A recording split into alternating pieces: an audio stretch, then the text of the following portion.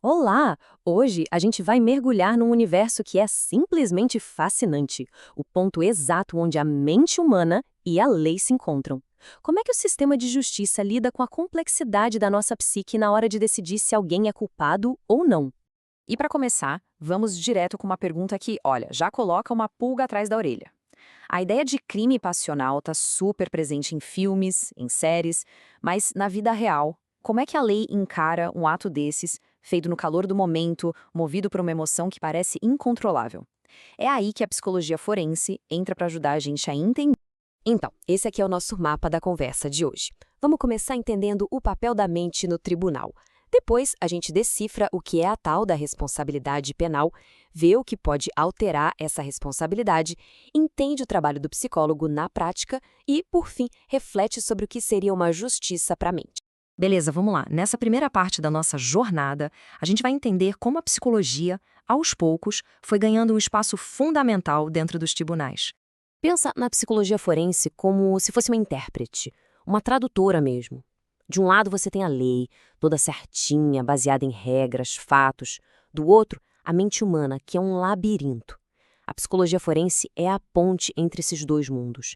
Ela ajuda a justiça a compreender onde termina o comportamento normal e onde começa uma ação que foi de alguma forma comprometida por um estado mental alterado. Agora, a gente chega no conceito central de toda essa discussão. Essa é a peça-chave que vai definir se uma pessoa pode ou não ser responsabilizada por um crime perante a lei.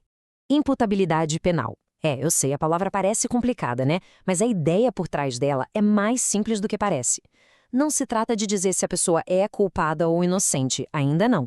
A questão é, ela tinha a capacidade de ser considerada culpada? É sobre ter a condição mental mínima para poder responder pelos próprios atos. Então, o ponto crucial é este aqui, ó. A responsabilidade penal se apoia em dois pilares. O primeiro é o pilar intelectual. A pessoa sabia que o que ela estava fazendo era errado. E o segundo é o pilar volitivo, que vem de vontade. Ela tinha controle para escolher não fazer aquilo? Se um desses pilares estiver quebrado, a responsabilidade toda pode ser questionada. E essa tabela aqui deixa tudo bem claro, preto no branco. De um lado, a imputabilidade. A pessoa entende e tem controle. Do outro, a inimputabilidade. Falta ou entendimento ou o controle. Geralmente isso acontece por causa de uma doença mental ou de um desenvolvimento mental que não se completou.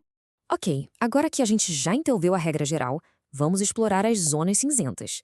O que acontece quando a mente de uma pessoa, bem na hora do crime, não estava funcionando, digamos, normalmente?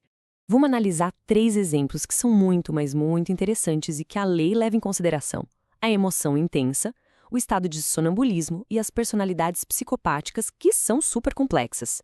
Cada um deles desafia a nossa ideia de responsabilidade de um jeito bem particular. Voltando para nossa pergunta lá do começo, a lei brasileira é bem direta nisso.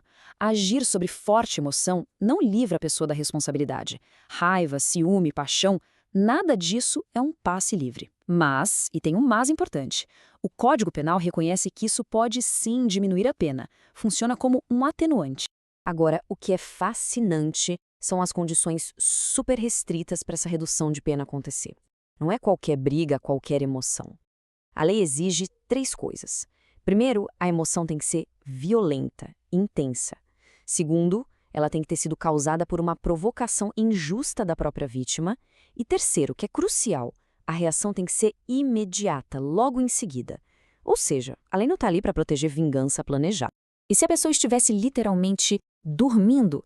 Esse relato antigo, de 1813, mostra um cenário extremo, o sonambulismo.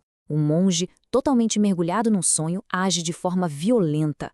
A pergunta é: ele estava no controle? Ele tinha noção do que estava fazendo? A consequência legal, nesse caso, é gigantesca. Como o sonambulismo é um estado de inconsciência, os tribunais entendem que não existe capacidade de entendimento nem de controle. Por isso, um ato cometido nesse estado pode levar à inimputabilidade total. A pessoa é considerada irresponsável pelo que fez. E agora a gente chega num dos temas mais espinhosos: as personalidades psicopáticas. E a primeira coisa a entender é que, para a lei, psicopatia não é sinônimo de loucura. O indivíduo geralmente entende perfeitamente o que é certo e o que é errado. O problema não está na inteligência dele, mas sim na sua capacidade de sentir, na sua empatia, no controle dos seus impulsos. E a psicopatia não é uma coisa só. Essa classificação do Kurt Schneider, por exemplo, mostra tipos diferentes. Tem os explosivos, que têm reações violentíssimas por coisas pequenas, os fanáticos, que são obcecados por uma ideia e a defendem de forma radical, e os abúlicos, que, por não terem força de vontade, acabam sendo levados por outros a cometer crimes. Cada um desses tipos é um desafio diferente para o sistema de justiça, certo? Mas quem é que ajuda o juiz a decifrar todo esse quebra-cabeça da mente humana? É agora que a gente vai ver como o psicólogo forense entra em campo. É super importante não confundir o papel do psicólogo com o do psiquiatra. O psiquiatra, como médico, vai procurar um diagnóstico, uma doença mental. Já o psicólogo forense, ele vai analisar a estrutura da personalidade. Ele vai explicar como o jeito de pensar e de sentir de alguém pode ter levado àquele crime, mesmo que não exista uma doença. O trabalho do psicólogo tem várias frentes. Ele avalia a personalidade do réu para entender suas motivações e o risco de ele cometer novos crimes. Ele também analisa o quão confiável é o depoimento de uma testemunha. E, do outro lado, ele mede o impacto psicológico, o dano que o crime causou na vítima, o que pode pesar na definição da pena.